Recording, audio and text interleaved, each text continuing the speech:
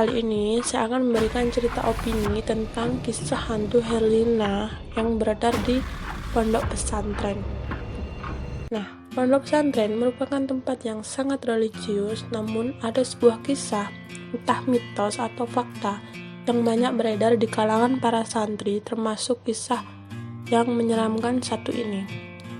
Hantu santriwati bernama Herlina yang konon kisahnya dikenal di daerah L berdasarkan cerita yang beredar bahwa Herlina dulunya adalah seorang santriwati di sebuah pondok pesantren.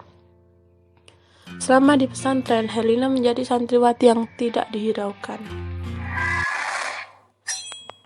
Suatu hari, Herlina mencuri batu akik milik pimpinan pondok pesantren. Aksi tersebut diketahui oleh salah satu pengasuh pesantren dan Herlina pun diancam akan dilaporkan ke pemilik pesantren atas perbuatannya. Mendengar ancaman itu, Herlina pun ketakutan dan dia memilih kabur dari pesantren. Nah, saat di perjalanan, Herlina mengalami kecelakaan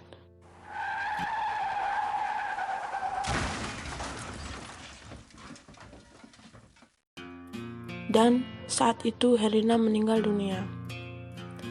Kematian Herlina tidak diketahui oleh pesantren, namun kematian tersebut diketahui oleh orang tua Herlina.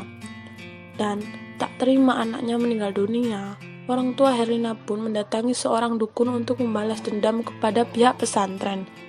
Dukun tersebut mengirimkan sosok makhluk mirip Herlina ke pesantren tersebut. Nah, sejak saat itu sering tercium bau busuk dalam pesantren. Kabarnya hantu Herlina ini juga sempat memakan korban. Herlina pun akhirnya hidup kembali. Waktu kembali ke kamar santri di pesantren, teman-teman Herlina pada heran melihat Herlina yang begitu aneh tingkah lakunya. Berbeda sebelum dia kabur, wajahnya yang sangat pucat dan dia sering diam tidak seperti biasanya. Teman-teman Herlina pun merasa aneh lagi ketika Herlina membawa koper yang isinya berbau busuk. Teman-teman Herlina curiga kalau Herlina menyimpan sesuatu berbau busuk di koper tersebut. Teman-temannya pun mengecek isi di dalam koper tersebut waktu Herlina tidak ada dan teman-teman kaget waktu melihat koper tersebut yang isinya darah yang berbau sangat busuk. Teman-teman Herlina akhirnya memilih untuk diam karena takut.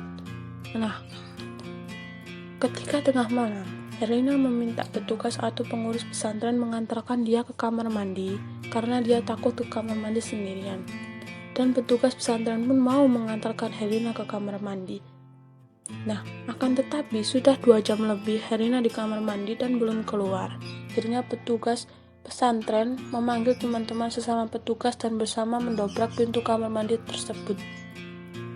Para petugas atau pengurus pesantren yang mendobrak akhirnya pun lari terbirit-birit dan melaporkan kejadian tersebut ke kiai di pesantren. Dan terdapat sebuah postingan oleh Instagram Ning Update. Sejumlah netizen mengaku pernah mendengar kisah hantu Herlina karena tinggal di dekat Lamongan. Nah, seperti ini contoh atau tanggapan para netizen. Nah, demikian kisah yang dapat saya sampaikan. Jika ada kesalahan kata, mohon maaf, dan jika ada cerita yang berbeda lain di daerah kalian tentang hantu Herlina ini, tulis pendapat kalian di komentar ya. Terima kasih dan sampai jumpa.